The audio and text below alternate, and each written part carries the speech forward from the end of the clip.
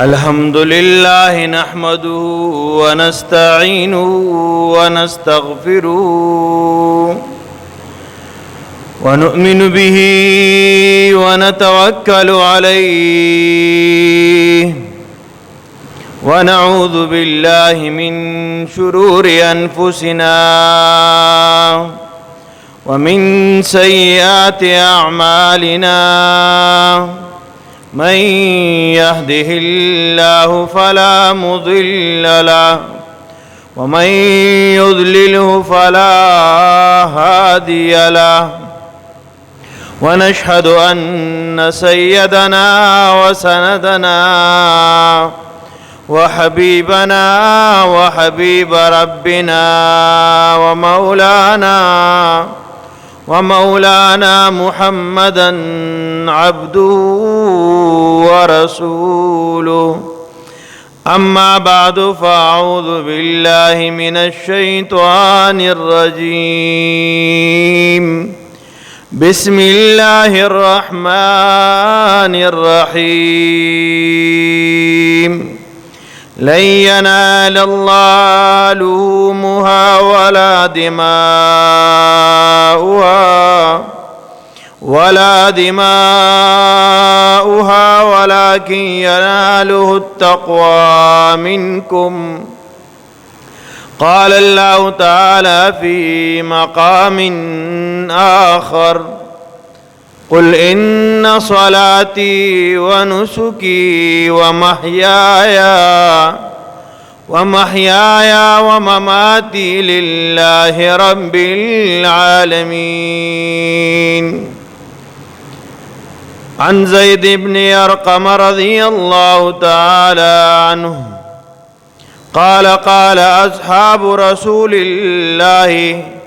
صلى الله عليه وآله وسلم يا رسول الله ما هذه الأضاحي؟ قال سنة أبيكم إبراهيم عليه الصلاة والسلام. قالوا فما لنا فيها يا رسول الله؟ قال بكل شعرة حسنة. قال فالصوف يا رسول الله؟ قال بكل شعرة من الصوف حسنة أو كما قال عليه الصلاة والسلام. قال الله تعالى في شان حبيبه إن الله وملائكته يصلون على النبي يا أيها الذين آمنوا صلوا عليه وسلموا تسليما. اللهم صل على محمد وعلى آل محمد كما صليت على إبراهيم وعلى آل إبراهيم إنك حميد مجيد. اللهم بارك على محمد وعلى آل محمد كما باركت على إبراهيم وعلى آل إبراهيم إنك حميد مجيد. زما قابل قدر ډیرو غیرتمندو مسلمانانو، حاضرینو، سامعینو، ناظرینو، د ذوالحجې لومبی تاریخ ته او د ذوالحجې د لومبی لس ورځې احادیث مبارکو کې د دې ډېر لوی فضیلت راغلی. جناب نبی کریم صلی الله علیه و آله وسلم نه منقول دی چې د ذوالحجې لومبی لس ورځې دا ډیر د شان او د عظمت والا ورځې دي، ډیر د فضیلت والا ورځې دي. محترمو، پشپو کې د رمضان مبارک اخري عشره چې دا د لوی شان والو د عبادت شپې دي ډېر د فضیلت شپې دي په ورځو کې د ذل حجې د اړومبې لس ورځې دا د فضیلت والا ورځې دي په دې کې ډېر اعمال داسې دي چې هغه مؤمنان مسلمانان کوي پای کې اړومبې قرباني ده د قرنګي په دې کې حج دی د حج ایام پکې راځي مؤمنان مسلمانان بده کې حج کوي د بیت الله شریف دا قرنګ بده کې ایام تشریق دي تکبیرات پکې مؤمنان مسلمانان وای کم چې په مؤمنانو مسلمانانو باندې واجب دي ار نارینه زنانه باندې یو پیرا د هر فرض مانځنه بعد دا تکبیرات واجب دي د نهم ذل حجې د سحر نه شروع شي د 14 ذل حجې د مازیګر مانځه باندې ختميږي دا تکبیرات ویل دا واجب دي په هر نارینه او زنانه باندې نارینه به په لږ چوت आवाज باندې وي خو چې جمع باندې خلق دومره به تیز आवाज به نه وي چې کم کسان مسبوق دي جمع دي رکعات ته شوی دي دا غوي منځ خراب نشي نو ډیر زیات پچغه به نه وي دومره आवाज سره به وي چې نور مسلمانان واوري کدا غوي نه یری چاوي ته موریات شي محترمو زنانه به په خاموش आवाज باندې وي ورو आवाज باندې دا تکبیرات او مسله دا شروع کیږي به د اختر نه یو ورځ مخکې چې کله اختر او غټ اختر دا غي نه یو ورځ مخکې د سحر مانځنه فورا بعد به دا شروع شي او طریقې دا دا چې کله ک جمع سره نارینه مونږ کو نو که امام ته یاد نه یو کس direct پتی زووي نو امام ته هم یاد شي او په یو आवाज باندې دغون یو پیرا تکبیرات وی الله اکبر لا اله الا الله والله اکبر ولله الحمد دا تکبیرات دي دا یاد ساتل پکار دي دا په زنانو هم واجب دي او په نارینو هم واجب دي دا تکبیرات یادول پکار دي کنه دي پکار زګه کم کسي واجب ترک کی د دې تکبیرات بیا قضا نشته پکار دا چې دی بیا وکي اصول نه پاتې شو دی بیا استغفار وای امید دی الله نه ساتي چې الله به معاف کی محترمو دا د تکبیرات مسله شو دویم ورپسې بیا د نهم ذل حجې د روزې متعلق نو نهم ذل حج باندې روزه نیول یو مستحب عمل دی او روزه نیول باندې الله رب العزت ډیر لوی اجر ورکړي بعض روایتو کې راځي د یو کال مخکینی گناهونه به الله پاک معاف کړي نو زموږ تاسو د دې اهتمام وکړو روزه یو کس نیولې شو دي نسی کنيش نیولې نو لازم نه دي چې خامخا به نسی اسه په روایتو کې د لسوانه روزي د ذل حج د لسوانه روزي چې دي په دې کې د روزو نیولو فضیلت راغلي دي بهتر روزي دادي که څوک پکې قضا روزي نسی په دې کې دیونی سي بهترین روزي دي نو بیا د ذل حج د نهم ذل حج روزه چې موږ ته عرفه روزه وایو یو مسله مونږه عوام بده کې لک پششو پنځ کې هغه دای چې د نهم ذل حج یا د عرفه دا کوم ورځ ته ویل کیږي په کوم ورځ به موږ روزه نیسو په کوم ورځ باندې چې په سعودي کې حاجیان عرفات ته ځي په هغه ورځ به روزه نیسو کنه په کوم ورځ چې د اختر نه یو ورځ مخکې ده که زمونږ د ملک او د سعودي د ملک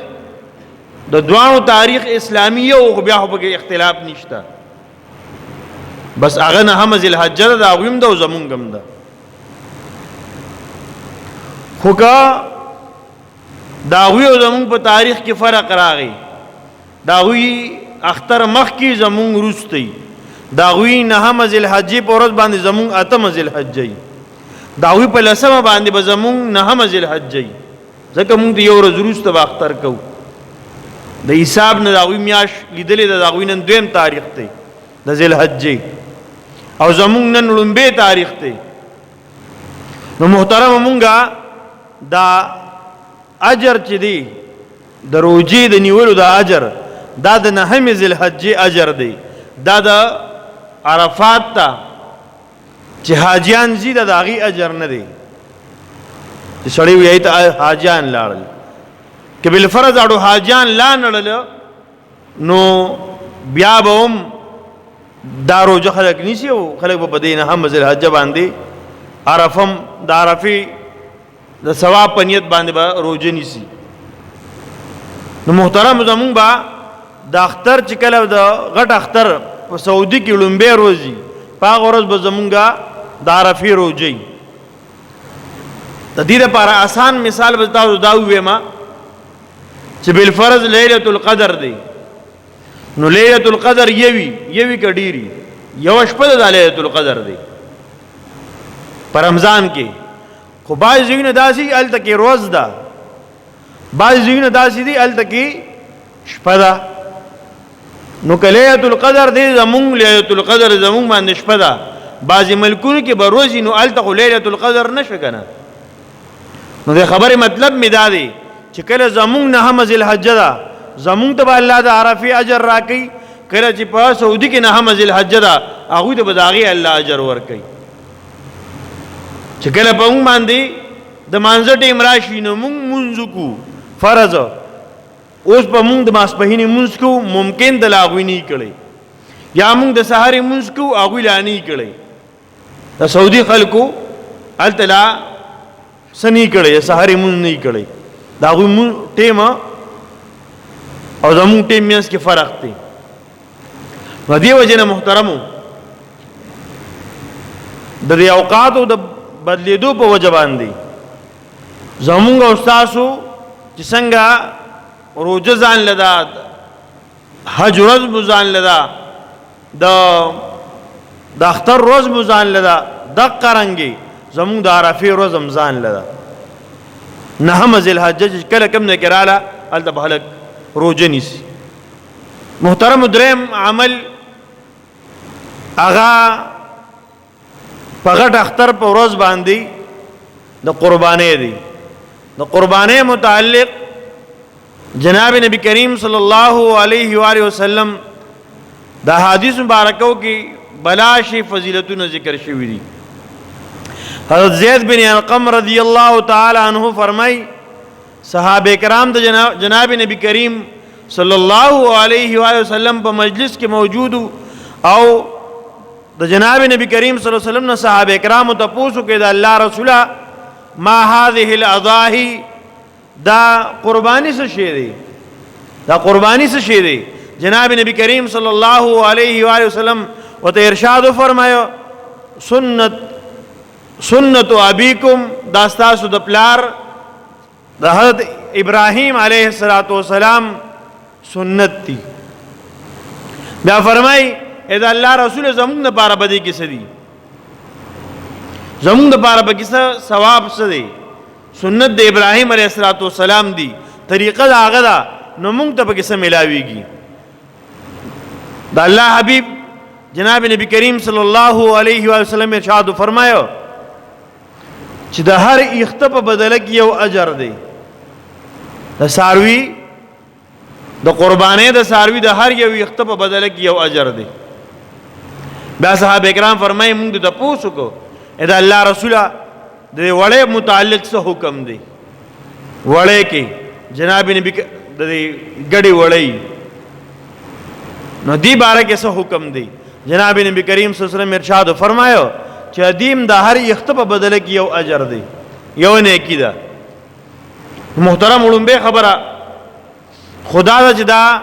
د حضرت ابراهیم علیه السلام سنت عمل دی طریقه ده او د امت په صاحب نصاب عاقل بالغ مسلمان آزاد او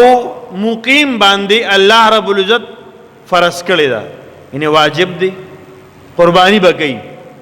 چې مسلمانی مونږ دا مخ کې ویلو مسلمانی عاقل بالغی آزادی او مقیمی او مالدار یعنی صاحب نصابی د صاحب نصاب لپاره مونږ ویلو کم سے کم 10,86,000 روپے د دې برابر سونا چاندی 52.5 تولی چاندی 7.5 تولی سونا یا مال تجارت د دې برابر پدې کې د اړیو برابر چی ضرورت نه زیات سامان او نقد کور کې نقد پیسې پرتی کدا چا سری یا د ټولو مجموعه را ټوله کې راجمه کې لګ راجمه کې د دینه 83,000 روپے جوړيږي په د باندې قرباني واجب ده که په د باندې قرض نه یا قرضي هغه به منفي کوي ابته لری کوي اگر چلانه دی ورکړه خو قرض پښتا ورکی به دغه پیسو نه بدی لری کې بیام 83,000 نه زیات جوړې دی نو دی بیا قربانی کی په د واجب ده محترم زمون ویلو پکور کې څومره کسان صاحب نصابی خاوند تجارت پیسې وسری دي سړی د کور کې د کاروبار پیسې دی وسره یا د کور د اوسېدو نه علاوه بل کور دی وسره د کور د اوسېدو نه علاوه بل کور شته او پای باندې د گزاران نه دی بعضی کسی کوری خو هغه د داغه د انکم نه کو یعنی د په جون تیریږي دا قرنګ محترمو کور کې زنانا داغه سره ځان له سونه ده نقد پیسې و سری دي کور کې ضرورت نه زیات سامان پروت دی زامن دي ځان له پکور کې اگر چې شریک دي شریک وسیږي خو هغه ځان له صاحب نصاب دي ځان له پیسې و سری دي بعضی الکان د کور بعضی کسانی داسي په شریک وخت یې ری خو چرته وسره پټ د کاروبار یا صد لین دین لپاره پیسې و سری کور کې ځان له مخکې نه برابر کړي داسې اکثر کورونو کې نو که په کور کې دو درې کسان صاحب نصابو نو په یو قرباني باندې کار نه کیږي یا صرف مشر قربانیو کی او نور باندې واجب وا او وی نکړه دا نور ټول ګناګار دي محترم دا خو دغه د پاره د چې په کور کې ډیر افرادی خو داسې کسان قربانی کوي چې هغوی سره پیسې شته نه او په قرض باندې کې هم کیږي دا خبره مونږ مخکې ویلې وه بعضې خلک یو مسله کوي په قرض قربانی نه کیږي وي په قرض قربانی وی نه کیږي دا سړي ځان خپل مسلې جوړې کړي نو که انسان قربانی کوي په قرض باندې بالکل کیږي قربانی الله به زیات اجر ورکړي بچا چې واجب ده خو واجب کوي دا خو د نفل دی اضافي نفل وی اضافي عمل ده دا دی سوایی عمل کوي الله پاک ودی اجر ورکړي محترم دا قربانی او داسې عمل دی قربانی اصل کې ویل کیږي داسې یو عمل ته چې انسان په د چا د پاره چې کوي یا ته ور نږدې شي قربانی هل الله لپاره کوي انسان په الله ته نږدې کیږي دا واجب قربانی دا بازی نفلی قربانی خلق کی په غټ اختر کې خاص قسم قربانی دا بازی خلق ادین علاوه قربانی کی دا الله ته نږدې کېدل لپاره د شپې را پاسې قربانی وکړه او سی وکړه تهجد وکړه دا قربانی ده کنه طاقت پرې خو دو خوب دې پرې خو دو روټه دې پرې خو جمعه تر دا قربانی ده دې د قربانی وری الله اجر ورکړي ادي د پاره چې انسان په الله ته نږدې شي یو داسې کار دیو کی چې هغه کول ګرانی او دیو کی الله په اجر ورکړي الله ته په دې نږدې کیږي د الله قرب په حاصلېږي. نو د قرباني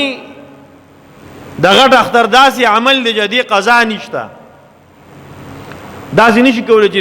د اختر لومبۍ ورځ تېره شوه، دویمه تېره شوه، د درېیمه ورځ ماښام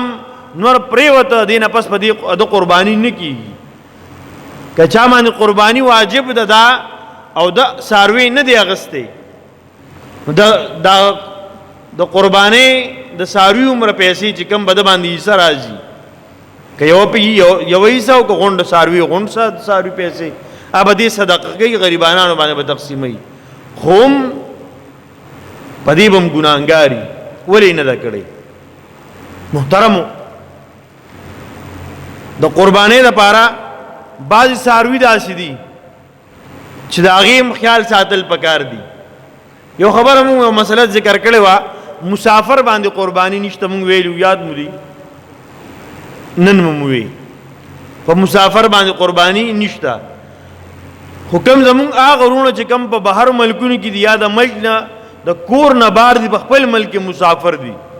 78 کیلومتر په فاصله باندې د کور نه بار دي. نو کم کس چې په سفر باندې دی او دی واپس د 1500 کې دنه واپس دراتلو نیت کړی دی، خو دې مسافر دی او کنه د واپس راتلو نیت نه دی کړی. زمون مرګري رونه په بهر ملک دي، سعودي کې دي، دوبۍ کې دي،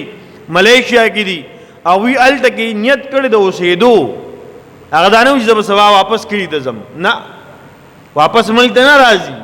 هغوی چې اوسېږي کم سے کم د کال نیت کړي، د ویزې د ختمېدو پورې نیت خامخا کړي چې ویزې پورې به زه خامخا هلته وخت تېروم. نو هغه رونه که په بهر ملکونو کې دي، اگر چې مونږ خلکو ته مسافر وایو، خدا مسافر نه دی. ولې دلته د قیام نیت کړی، د اوسېدو نیت کړی دی. اوس به دې دغلته منظم پوره کوي او چې کله پې روجا او دارنګي قرباني پې کله راله او صاحب نصابو، نو بیا به قرباني په د واجبي، ځکه دی مقیم دی، دغلته دی مقیم دی. محترم، دا هغه کسانو باندې قرباني چې په چا واجب وي. اوس بعضې څاروي داسې دي چې په هغې باندې قرباني نه کېږي. کم څاروي چې د ښکر د ایښه وتلی دی، ښکر یې د ایښه وتلی دی، مات دی د ایښه، او د هغې سره دننه دماغو ته زخم رسېدلی دی یا زخم جوور دی، دې څاروي ته د نقصان رسېدلی، په دې څاروي باندې قرباني نه کېږي. ولې؟ دا عیبدار شوی دی، دا څاروي د څه شي دی؟ عیبدار دی، دې کې نقصان راغلی دی. بیا داسې څاروي چې د هغه ګوډ دی، ګوډ دی ګرځېدی نه شي، ګرځي خو په یو خپه باندې ګوډ دی، هغه خپه نه شي لګولی، په ګرځېدو کې هغه خپه لګوي نه، په هغې باندې سهاره نه علي. داسې څاروي عیبدار دی، په ده باندې قرباني نه کېږي. که خپله ګوي شي، خپه یا زخمی ده، خوږ ده، خو خپله ګوي، لکه خپل بوج پې راوړي، خپله ګوي شي او په هغې باندې بوج راوړي په خپه باندې، نو بیا پې قرباني کېږي. دا خو تاسو ته مخکې نه پته چې 2 کالونه غټ څاروي کمي، غوا او میخه، نو دې خو قرباني یې سره کېږي نه، 2 کالونه چې کمي او 2 کاله اسلامي دي. دا خو د خپې مسله ده چې ګوډي یو داسې څاروي دی، د هغه غوږونه یې نشته، که غوږونه یې پیدایشي نه یا یو نه یا دواړه نه، په دې قرباني نه کېږي، په دې باندې قرباني نه کېږي. دا عیبدار دی. او دا څاروي چې هغه غاښونه یې نشته او دې په غاښونو باندې خوراک کوي، په څه باندې خوراک کوي؟ په غاښونو باندې. نو دا قرباني یا د سره غاښونه ټول اوتي دي،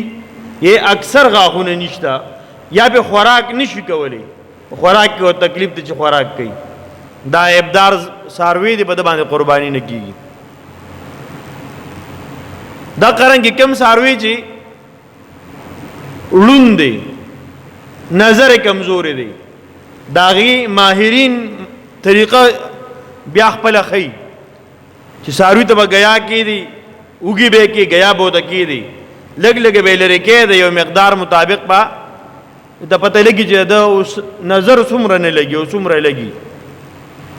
قدرې مې یې نظر کمو یا دین زیات کم بیا په باندې قرباني نه کیږي کدی نه نظر لګ کم نو بیا به کیږي. هغه ساروی چې هغه کول دی په دم قرباني نه کیږي. هغه ساروی چې هغه داسې کمزوري دي چې په اډوکو کې د سره اډو نلی نشته په د باندې سره قرباني نه کیږي. داسې بیمار ساروی چې دی د قربانۍ ځای پورې په خپل نشیدلې دومره بیمار دی کمزور او بیمار دی په دم قرباني نه کیږي ځکه دا عادي کې عیوب دي عیبونه دي پکې. یہ د ساروی مکمل پوزه کټتا په د باندې قرباني نه کیږي. یہ جبه کټتا هغه ساروی چې په جبه باندې خوراک کوي د جبه هغه کټ شوی ده نیمه یا د نیمه نه زیاته په د باندې قرباني دا نه کیږي. دا رنګ محترمو د قربانۍ د پاره اوقات د اختر لومبه ورځ دویمه او د درېم ورځ د ماښام پورې اولاد دي چې په د ورځې قرباني وشي. که قرباني چا د شپې وکړه نو مکروه ده. علماء کرام فرمایي د دې وجه دا چې اسنه قرباني کې او رګونه پوره کټ نشي. د رګونو کټ کولو اهتمام پکاري په تیار کې اکثر د دې پته وینه لګي نو کرنای او رګونه صحیح کټ کیږي نو د شپې جایز ده او بلا کراهت صحیح ده. قرباني د قرباني د ساروینا سقسمه فائدہ غستل دامن دي جدينه سقسمه فائدہ واخلي. فائدہ دا تا سنډا غستي او ته چې اسم لا کور را کړ ولال دی زه په یو سورج دې پټی تا سره وباسم بالکل په نشيشته بالکل په نشيشته. دارنګي غیان د سری د قربانې دي ته چې زه په دې باندې لیک شانتي ایو حکم یا مانج په حکم نشي په کولی ادینه فائدہ غستل من دي. دا قرنګي غوا د میخه دا په کوي او استاد اخیاري چې زبتی په عالمه نو بالکل جایز نه دي. تر دې پر علماء کرام فرمایي کې دا په د یخو بو د ورشتو سره چې یخو بو د ورولي او د دې د یخو بو د وجنه دا په بن کی کدا چې ممکن وي دغه سړيوږي په دې تنالي. البته تکلیف ته وتا ساروي ته انتهایی تکلیف ته او نو دا په به دی ول شي دا به غریبانه اون ته ورکی کبل فرض په غلطه کې ځان له استعمال کړه قصدن آمدن به نه استعمالي